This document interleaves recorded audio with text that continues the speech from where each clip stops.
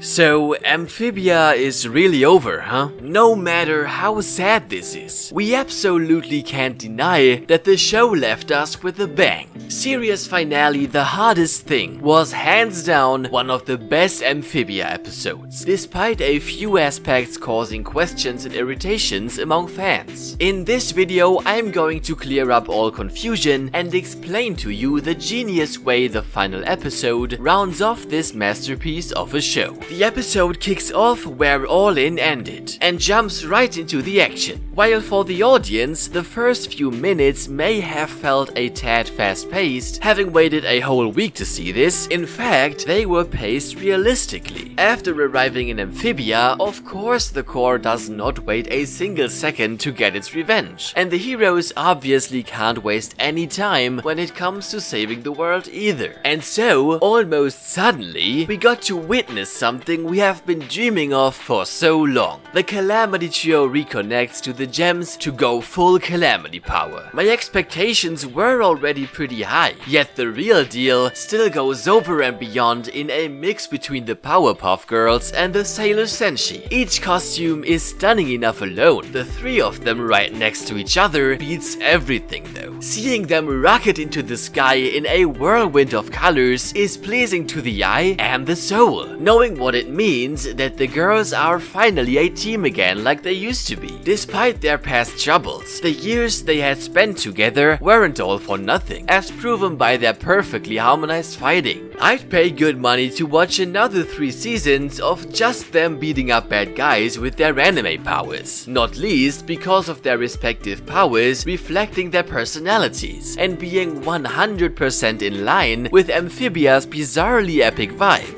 Nevertheless, the girls' efforts just aren't enough to defeat the Corps. I wonder whether in that sense the Corps actually succeeded, and if under normal circumstances the girls had never given up their powers, they could have managed to push back the moon without the secret spell, the only thing that made it possible to turn the situation around. Presumably, the secret spell's consequences, the lingering possibility of death, is what Anne sensed back in the new normal. It's hard to imagine how scary all of this must have been for Anne. Especially over the course of the last season, it was amazingly easy to forget that Anne is just 13 years old, because she is already a way bigger person than most other people will ever be. As soon as Mother Rome mentions the secret spell, Anne has already made up her mind and is ready to sacrifice everything. But her eyes give away the rest of her emotions, hiding behind that determination of hers. She is scared, fearing death, fearing that she will never see the Plantars and her parents again. Envisioning I was in her place broke my heart, but also made me admire Anne's strength all the more. Similarly, apart from the obviously heart-wrenching scenes, in hindsight I found it painful thinking about Sprig hearing that Anne is going to sacrifice herself.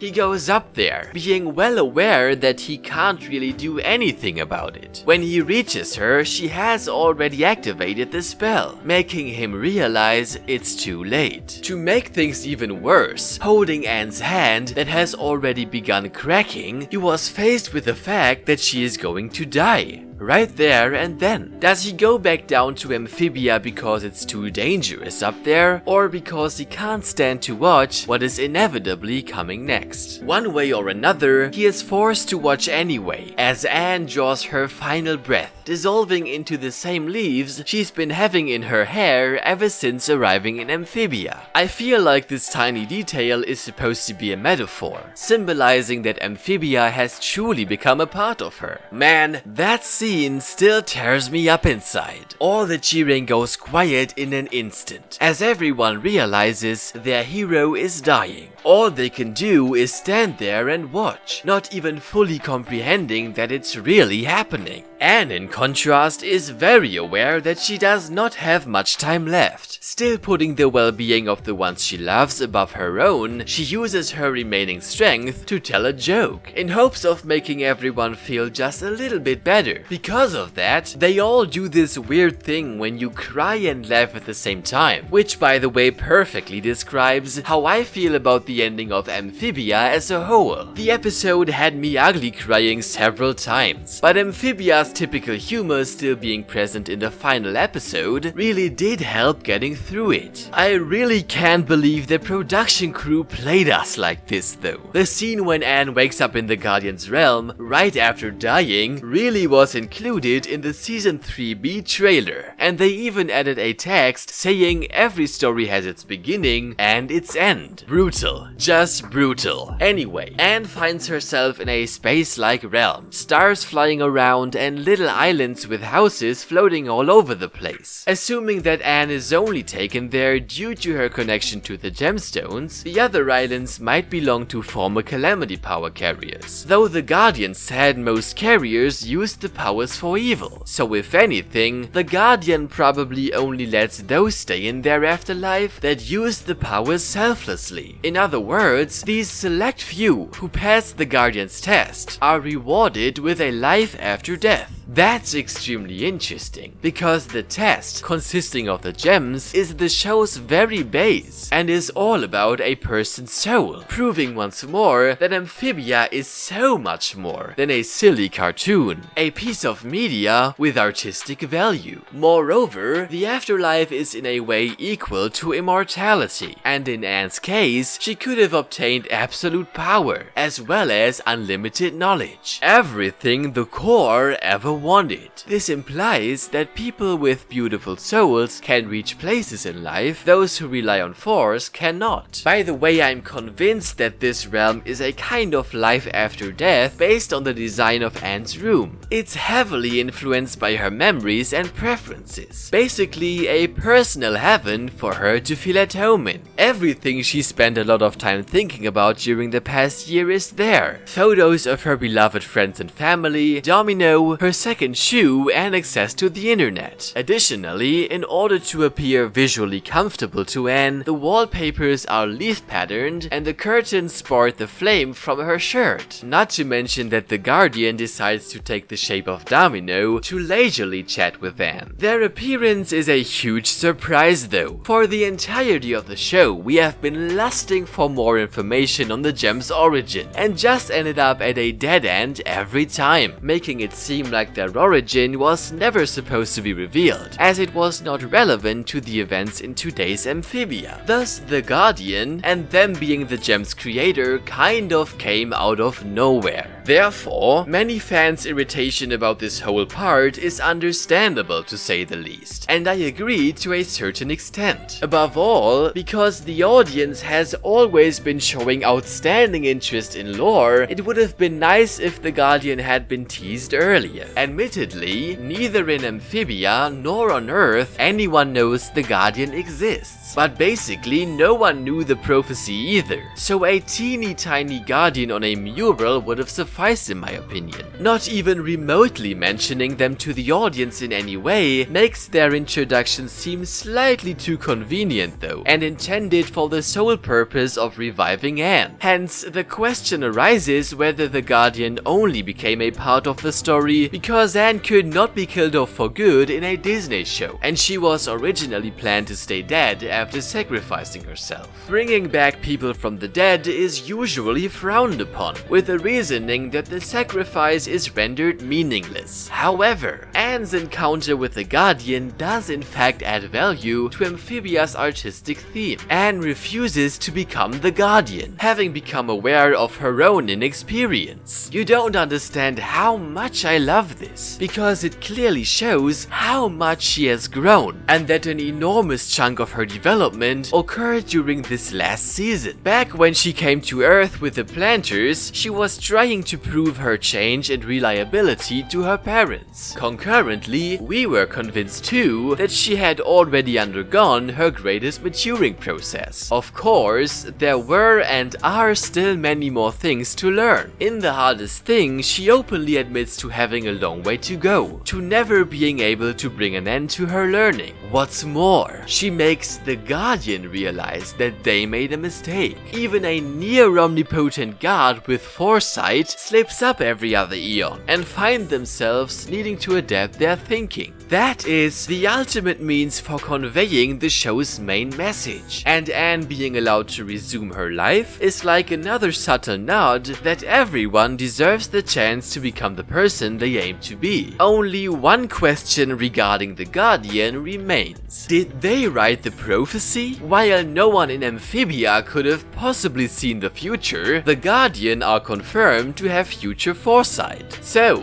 anime powers, space battles, and a god. A lot was going on in the not even 30 minutes. Somehow, the production crew still managed to diligently emphasize each girl's character development. Sasha, for example, does not need to think twice about saving Amphibia, even if it means giving up her personal freedom, her entire life on Earth, and thus all the life goals she's ever had. She does everything in her power to protect the same people she once bitterly despised. 10 years after the incident, Sasha is working as a psychotherapist for children, helping them overcome their trauma. Beautiful choice, really. For a long time, even after leaving Amphibia, the regrets regarding her past behavior must have haunted her, plagued her so much that she wished to prevent others from repeating her mistakes and suffering. Besides, she does actively change her behavior, for example by showing genuine interest in Marcy's webcomic, in contrast to falling asleep to her movie in the past. Marcy accepts that Anne is going to sacrifice herself for the sake of Amphibia, thereby also accepting being separated, casting her selfish wishes aside. Today, Marcy has learned how to share her passions with other people. By publishing her own webcomic, she's seeking out people with similar interests who appreciate her work. She can now stand on her own feet without Anne and Sasha. In addition to what we jotted down earlier regarding Anne, she sums up her development quite well herself, choosing her own path, making decisions based on what she believes is right and on what she wants to do, knowing that she has nothing to fear, is exactly what she was not able to do before coming to Amphibia. This is probably the reason she and Sasha ended up in different friend groups in high school, given that Anne does not go along with stuff she doesn't want anymore to be cool. Ironically, the biggest change in her life is that she went from disliking frogs to devoting her life to working with them. The most controversial outcome of any character is Andrias. Generally, the idea of him betraying the core was embraced by a majority of the fandom. However, at the same time, the degree of his turn towards the good, and thus his degree of redemption, has been a point of splitting opinions. The hardest thing redeems him partly, considering that he does actively try defeating the core. Interestingly, when he turns his back on the core once and for all, he speaks the same words Anne told Sasha when she opposed her at Toad Tower. As a token of appreciation, everyone shows Andrias a little sympathy, but he is never formally forgiven, nor is he spared from punishment. That's the way it should be, and an outcome he gladly accepts, because he feels remorse for his actions. The biggest relief he is granted is Marcy's recognition though. Obviously, she of all people does not forgive him, but by saying goodbye to him, she's letting him know she still values the good times they spent together, which she genuinely enjoyed too. Getting the confirmation that Marcy keeps at least a few fond memories of him is more than he could have asked for. Although not being mentioned, I like to imagine Marcy learned about Andrias' past with Leaf through the memories of Aldrich, thereby coming to understand that she and Andrias were actually similar, in the way that he was also trying his best to be allowed to stay with his father, the person he thought he needed. Another detail easily missed is the big smile he gives the girls when Anne returns to life. Only because of that, I truly believe him saying he's glad everything is over. This tiny but genuine reaction to the girls' happiness proves that from the bottom of his heart, he is relieved he has not become the reason anyone's life was destroyed irreversibly. On that account, he can still smile today. And in that sense, from my point of view, the conclusion to his arc was handled rather well, being that he gained the minimum peace of mind without being relieved of any responsibility for his crimes. Well, next to a redeemed bad guy, Amphibia Amphibia also had a villain. Man, do I love how the core met their end. Some might say their death was unflashy, in light of it simply being blown up, without a whole ass speech about ideals or pathetically cursing the hero. Fact is, this couldn't have been better, because for the core personally, the worst possible alternative occurred. They have always been obsessed with being the greatest, hence with the resulting attention and admiration. At their end, they got nothing, not an ounce of reverence left in their final moments, only their stupid head filled with stupid evil thoughts, and the certainty that they will be known throughout history for their failure instead of their glory. All the glory is deservedly bestowed onto Anne, Marcy and Sasha during the emotional farewell scene. Did you notice that the girls' flower crowns are the colors of their respective gems? Amphibia has always had a high number of lovable details like these. Some of my favorites from The Hardest Thing are the several versions of the end credits theme playing in the background, and Hapap alluding to the home-cooked meals and Anne's old room, because they were one of the first things Anne complained about and came to love later on. 10 years later, Anne does not have leaves in her hair anymore, but is wearing a leaf patterned scrunchie as a replacement. She also built a small planter farm for Tiny Sprig. Meanwhile, the real Sprig is about to embark on another huge adventure to explore the newfound continent. You know the drill. A show ends, and there's a hint that the character's journey continues. So we must ask, will there be more Amphibia in the future? According to Matt Brawley, it's possible that we may find ourselves in the world of Amphibia again,